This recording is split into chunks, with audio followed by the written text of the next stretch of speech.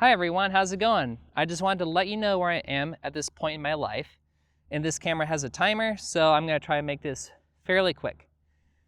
I'm now taking a break from college and may not return, but I'm trying to figure out what to do with my life. And one major benefit of this break is that in the silence, I've had time to think about who I am as an individual and what I truly believe in deep down. I was raised in a loving evangelical Christian family, and I went to church, prayed, and believed ultimately that Jesus Christ died on the cross for my sins to pay the penalty for my sins so that I would have the choice to live with him in heaven forever. I was a real Christian in the traditional sense, and I even tried inviting my best friend to a men's retreat, which succeeded, in the hopes that he would give his life to Christ. It has been about 3 years since that retreat, and he is now a born-again Christian. I, on the other hand, have gone in the complete opposite direction. After a gradual, years-long process of pushing back my doubts of Christianity, out of fear of going to hell or losing my sense of meaning in life, there came a point where I realized that I was ultimately exercising willful ignorance of science and other perspectives out of fear of losing my faith. I decided that I could no longer pretend that listening to only my side of the issue was a sincere or noble way to determine what I believe. So, I went into a deep dive of science and skepticism and compared them with my Christianity and faith.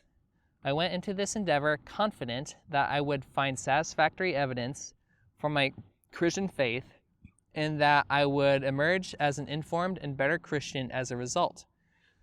But to my initial horror, my efforts to ground my faith in evidence backfired the moment I realized that I found myself resonating with the logic and evidence presented by the skeptics even more than the evidence and logic presented by the Christians. I found the Christian's case to be a far cry from the evidence required to justify the claim that Christianity is an accurate interpretation and model of reality. And as I continued to listen to the debates, the discrepancy in evidence between both sides grew wider and wider and wider. In the end, I found the skeptics' arguments to be more evidence-based and more persuasive than the Christian apologists. I did a deeper dive into biological evolution and was disheartened when I discovered that Christian apologists often misunderstand and, as a direct consequence, misrepresent what evolution and science truly teaches. I'm trying to be as generous as possible in that statement. They claim to be beacons of truth, when in reality, they are merely supporting their own beliefs and won't subject their own beliefs to the same level of scrutiny that the skeptics do. I am confident in this fact because I've listened to both sides and know what their arguments are. I will expand more on this in future videos. I realized ultimately that there is no such thing as a sacred belief in that all beliefs are created by man, including those in the Bible, and they should all be subject to questioning and skepticism, no matter what. Every truth claim should be critiqued on its own merit and not its origin. Evangelical Christianity encourages us to disregard this essential process of determining the merits of a claim by judging the source of the claim and not the claim itself. The justification of this evasive maneuvering is faith, at the preservation of the church at all costs. The justification is ultimately faith in a higher power for which the evidence available is not great enough to match the magnitude of the claims of Christianity. Great claims require extraordinary evidence. I was afraid to question my faith because I had the false impression that there was no abundant life outside of a genuine Christian belief and submission to the doctrines of Christianity. However, through lost hope of an afterlife, heart-crushing disappointment, anger, really strong anger, debilitating depression and an existential crisis, which lasted for months, I got my zest for life back, and I am no longer afraid to challenge my beliefs, no matter how important they are to me. Challenging my faith has been everything but a comfortable experience, but I value finding out what the truth is more than I value upholding my current beliefs. My desire for truth ultimately outweighed my desire for comfort. If there's anything that this process of introspection has taught me, it is that despite excruciating heartache, the strongest evidence exposes the truth, and the evidence may point in a direction that we don't want it to.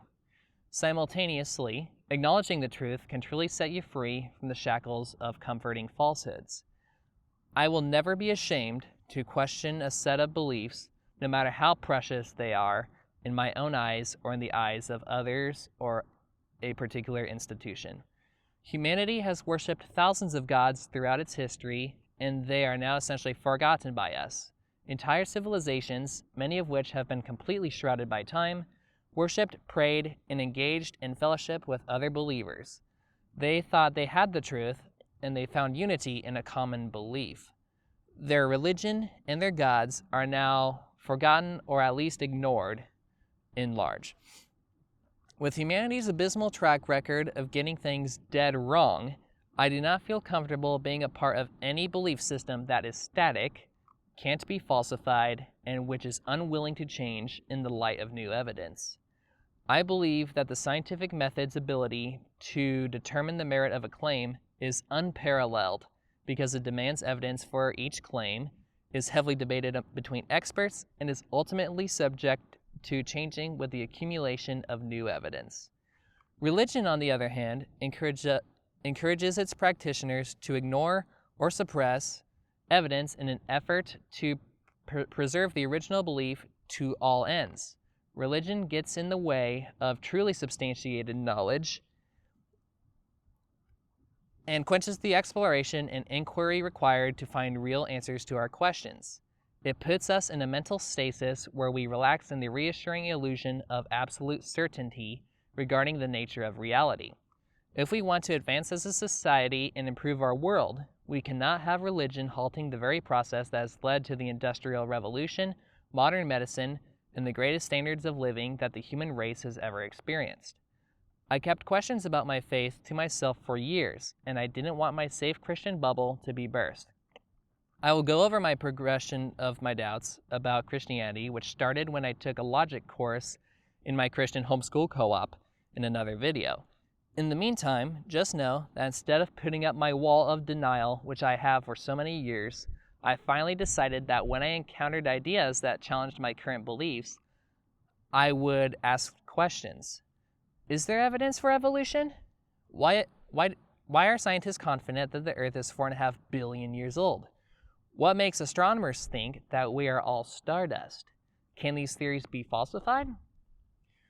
During this phase of questioning, I wasn't questioning God directly. I wasn't wondering if God could have made a mistake. I was simply acknowledging that I could be making a mistake. I knew that I could be wrong about the nature of God and who He is.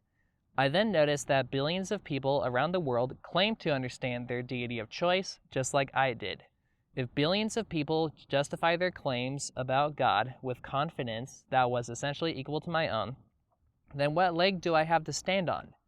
If the methodology used to come to the conclusion of the nature of the Christian God can also be used to come to the conclusion of the nature of any other God, usually by descriptions in a holy book, then my method for determining the nature of God doesn't really tell me anything reliable about the nature of God.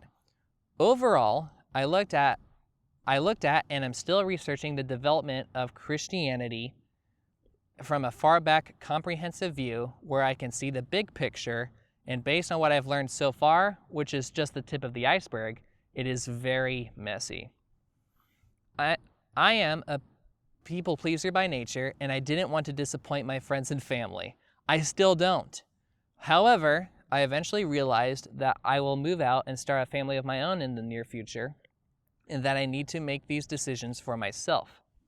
I've decided that in a world of many religions and beliefs, I don't want my children to be fearful of asking questions or of considering questions like I was. I believe that being willing to change our minds as we gain understanding through life is an essential skill, and I want to lead my children by that example. I want to teach my children not how to think, but I want to teach my children how to think and not necessarily what to think. In the meantime, I am learning to be content with this life, and I am doing a good job so far. I realized that my previous faith in Christianity could no longer compete with other explanations and models of reality. And if there's anything I've learned throughout my life, especially in the last year, it's that I've always bounced back higher than I was before the pitfall began. I've learned that I don't need to believe the way my friends and family do to be content and ultimately happy in life. And I find immense comfort and experience in almost spiritual sense. I find immense comfort and experience in an almost spiritual sense when I find immense comfort in an almost spiritual sense when I experience awe as I look at the natural world and read about science. When I get my 12-inch reflector telescope out and look at galaxies hundreds of millions of light years away, I get chills and feel grateful to be alive to see and admire the universe. And it saddens me that in a world of wonder, many of us choose to make believe about a better place preceding this life rather than fully appreciating this life and the universe as it is. And we cope with existential fears, like I have, by inventing comforting myths to provide us with the answers to life that we so desperately want. But I find the alternative approach of gaining rational understanding of the world through science far more beautiful and fulfilling than any holy book could ever convey or provide. True joy can be found in comprehending the world as it really is before our very eyes. And I am not content with any ideology that settles for anything less. Religion is no longer needed in the age of reason. We don't need to be saved from original sin, but instead from original ignorance. Gaps in our understanding were often filled with supernatural explanations, including evil spirits for disease, Zeus for lightning, angels for the motion of the planets, and an intelligent designer for the complexity of life itself. Science came along and filled those gaps with evidence-based explanations, pathogens for disease, differential electric charges for lightning, gravity for planetary motion, and mutations paired with natural selection for the complexity of life. With greater knowledge available to us, the gaps where supernatural explanations once ruled are now being effectively closed by purely natural explanations. And at the root of Christianity is the belief that the universe was created with us in mind and that we are special in some way. But when this claim is put in the light of evolutionary biology, which 97% of scientists, including my former Christian biology professors, embrace, the idea that we have a special place amongst life is diminished. When I let go of the illusion that humans are a superior species, I was initially depressed, but through that depression I came to value every decision I make so much more, because unlike what the scriptures state, our story isn't a closed book. The end is not known, and it is being written in the present moment, and we get to collectively choose how we want our story to progress, and perhaps to end. Humanity is at a tipping point where we may live among the stars and planets in the near future, or let our fervent hatred for other people and desperate attempts to protect and propagate religion at the expense of reason destroy ourselves.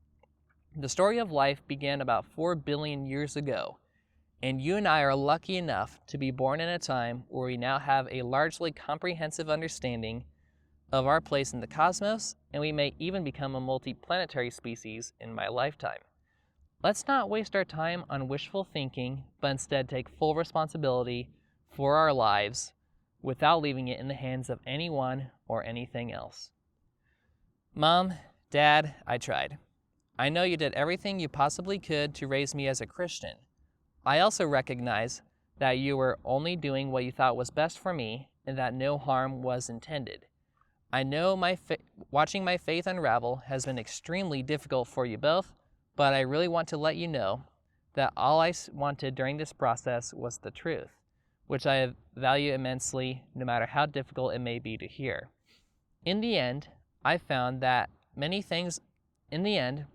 what I've found is that many of the things I once thought were true and which brought me great comfort collapsed once I overcame my fear of tough questions, took the time to pop open the hood, and looked inside.